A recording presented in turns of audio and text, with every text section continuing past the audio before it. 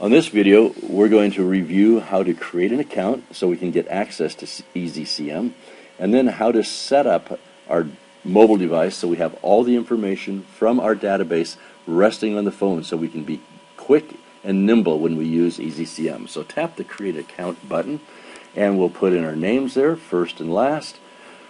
Make sure and put a phone number. All this information is very useful to us because when we get your account set up, we're going to email you a full tutorial in our welcome letter. This welcome letter has a PDF document with links in the full setup that we're going to show you in this video, but you can always go back to that PDF and say, what did we do here, what did we do there? It's a great tutorial document. So make sure this is your email address that will get you that document. And then this password, go ahead and put a password that will get you access into our app. Once you're done, select a 14-day free trial and tap Setup. Now, this brings us to our server screen. So we want to add the URL that brings you into PCM on your web program. So this is the URL. You can eliminate the HTTP because it's already been imposed. So it's just the rest of the URL. And by the way, if this doesn't work, our tutorial that we're emailing you will show you some of the options that you might do if this isn't working for you. Then, on a username, this is your username into PCM on the web. And this is your password into PCM on the web because we're using your credentials to access your database, the projects you have access to by using these credentials. Then here, if your company has HTTPS instead of HTTP, go ahead and tap that on. If they don't, leave it off. If you're using an Oracle database instead of SQL, tap it on, otherwise leave it off. And then go ahead and add the server. There it is. There is your URL with your username. Now we'll take a look at our projects. So there we are. We've accessed your database with the list of all the projects you have access to.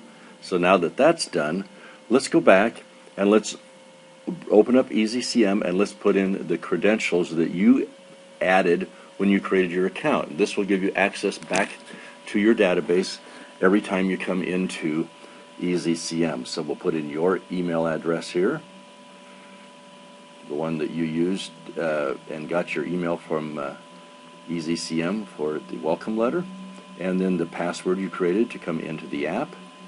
And then once that's in, you'll see there's a place there where you can save that login either by tapping on or off. And if you save it on, now you will always be there when you come back in. The other thing is there's at the very bottom there's a tutorial button. This tutorial button will take you to our website, and that same PDF that was emailed to you when you logged in, when you create an account, will be sitting there on our website, so you'll be able to view it there. So we'll log in. There's our server. And now we are on our list of projects. There's a button up on top saying Group Settings, and the reason for that is so that we can bring down everything in your database that's related to a group setting. When we tap that button, we'll be able to create and pull down all the statuses that you have in your system. You may have customized statuses, added statuses.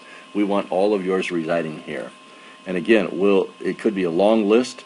We want to shorten that list for access by tapping the stars, and that will be our favorites. We'll still be able to look at the rest of them, but this will just start selecting our favorites.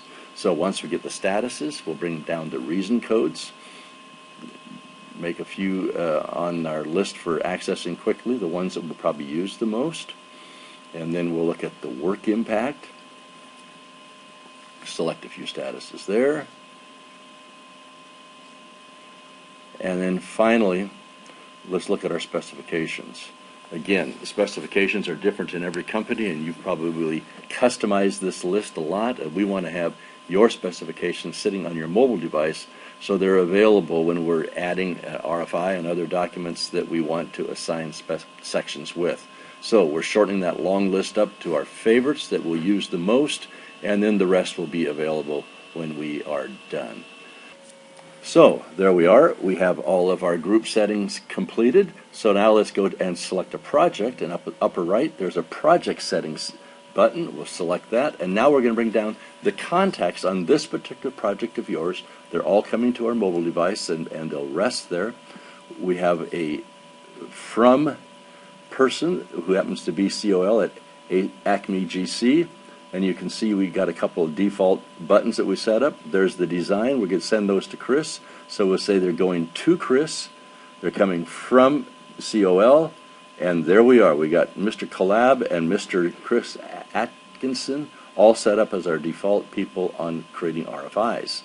Now, when we create daily reports, we need a default contract because each daily report we set up must have a contract number associated with it. So we're going to take the one that we have between us and the owner, and that's our default. And so when we create a daily report, that will all be ready to go. Lastly, our materials that are all set up in our project. We'll select a few favorites on that list, and now we're ready to start adding documents. So now all of the project settings are on our mobile device also, which will help us be nimble, and will also create some defaults as we add documents. So let's just see what happens when we add an RFI. You can see that the 2, which was Chris Atkinson, was from design, was assigned as the default 2. He was also assigned as a ball and court. The status was changed to new. The required date was set up as 7 days, and now our default from was also pre-filled because we did our setup correctly. When we add a daily report, you can see we have the contractor, which is Acme. We have the contract number, and by the way, this is our first report for Acme, so it defaulted with the number 1. Okay, let's go back and let's go look at our quality control. Notice of non-compliance. You'll see that the quality control 2 or the ball and court was not set up because you don't want to send a defect report of a contractor's work to the architect or engineer. You want to send it to that vendor. So you get to assign who you want it to. Do that again. There we tab all, and there we have all the list of everybody that wasn't a default, and they're sitting there, and there we are. Mr. Lou Jackson is also the 2 and ball and court. So there we have it. We have set up our phone. We're ready to add documents and add them quickly. This ends the video on setup.